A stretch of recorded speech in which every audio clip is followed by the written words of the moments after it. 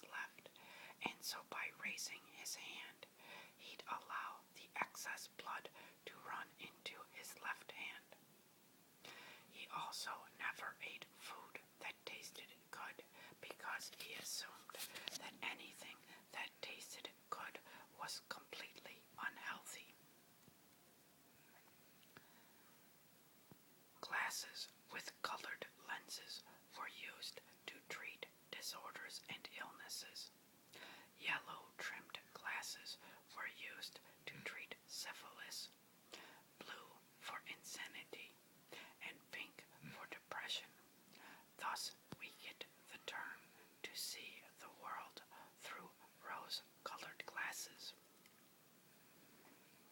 Centuries before and decades after the Civil War, including the war itself, doorways were wide, not because of the width of women's skirts, but so coffins could be passed through with a pallbearer on either side. The average American in the 1860s could not afford to paint his house, and a painted house was a sign of affluence. In order to keep up appearances, they used cedar clapboards. When a woman mourned for her husband in the 1860s, she spent a minimum of 2.5 years in mourning. That meant little or no social activities, no parties, no outings, no visitors, and a wardrobe that consisted of nothing but black. The husband, when mourning for his wife, however, spent 3 months in a black suit. Surgeons never washed their hands after an operation because all of the blood was assumed to be the same. During the Victorian era, the dead were either laid out in their parlors or, as the Southerners preferred, in their bedrooms. There was no such thing as a funeral home. Death was a part of life, and the dead remained in the house up until they were buried. The tradition of flowers around the coffin comes from the Victorians trying to hide the scent of the deceased. When a child died, parents would have a photograph taken of the child. They wanted to preserve the memory for as long as possible. A lot of photographs taken of sleeping children are actually deceased sons or daughters. After the Battle of Gettysburg, the discarded rifles were collected and sent to Washington to be inspected and reissued. Of the 37,564 rifles recovered, approximately 24,000 were still loaded. 6,000 had 1 round in the barrel, and 12,000 had 2 rounds in the barrel. 6,000 had 3 to 10 rounds in the barrel. One rifle, the most remarkable of all, had been stuffed to the top with 23 rounds in the barrel. President Lincoln had a mild form of smallpox while he gave the Gettysburg Address. On the train back to Washington, he quipped, "Now I have something that I can give everybody." President Lincoln's favorite tune was Dixie. The Civil War was also known as the Brothers' War, the War for the Union, and the War of the Rebellion. General Nathan Bedford Forrest, Confederate States of America, had 29 horses shot from beneath him during his war years.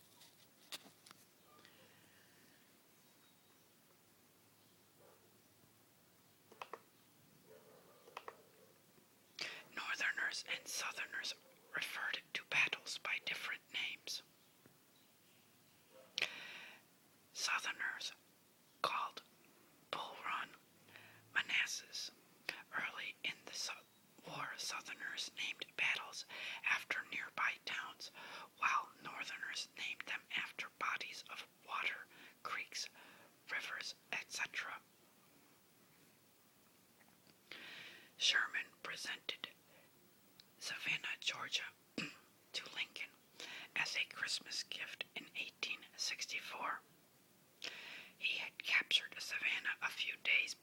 Christmas 1864, at the end of the march to the sea. Sherman believed that the quickest way to end the world war was to take it to the civilians. The first and only Vice President of the Confederacy was Alexander H. Stephens. The first and only President of the Confederacy was Jefferson Davis. The first capital city of the Confederacy was Montgomery, Alabama. The Confederacy was formed in Montgomery in February 1861. After Virginia joined the Confederacy later that year, the capital was moved to Richmond. South Carolina was the first Southern state to secede. The election of Abraham Lincoln in 1860 convinced many Southerners that secession was their only option. South Carolina led the way and was followed over the next several months by 10 additional states. Lincoln once called Harriet Beecher Stowe the little woman who started this big war. Mrs. Stowe wrote Uncle Tom's Cabin, which became a bestseller and converted many Northerners to the anti-slavery cause. The book was banned in the South. When General John Bell Hood was appointed the rank of full general, he was 33 years old. Union General Winfield Scott Hancock always wore clean white shirts. Colonel Joshua Chamberlain and his troops held off several Confederate attempts to take Little Round Top. The name of his troops were the 20th Maine. The Battle of Gettysburg is considered by many to have been the largest battle in the Western Hemisphere. Approximately 51,000 casualties were there at this great battle. During the Battle of Gettysburg, both Union and Confederate drank from a spring during the fighting that surrounded the spring. Its name was Spangler's Spring. During the Battle of Yellow Tavern,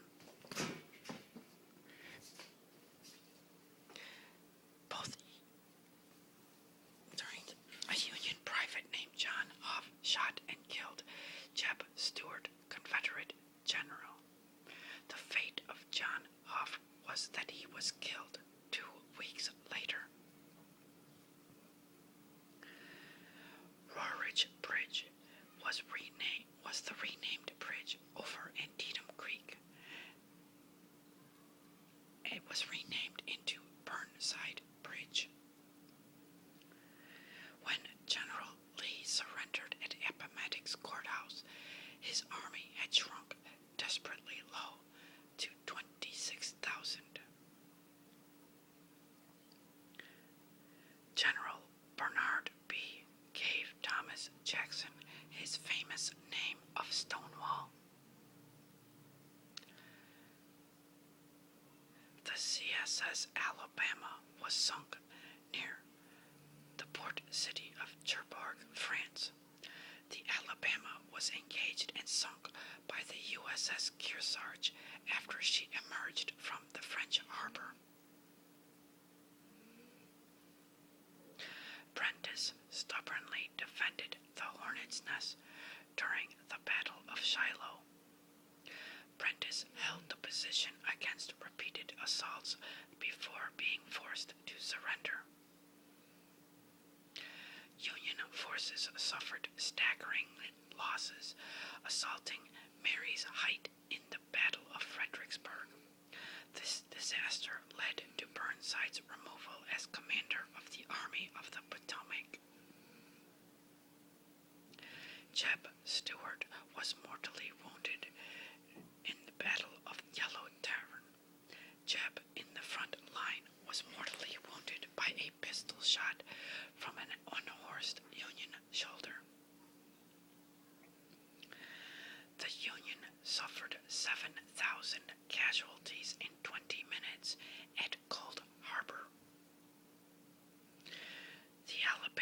was skippered by Semmes, one of the most successful Confederate raiders.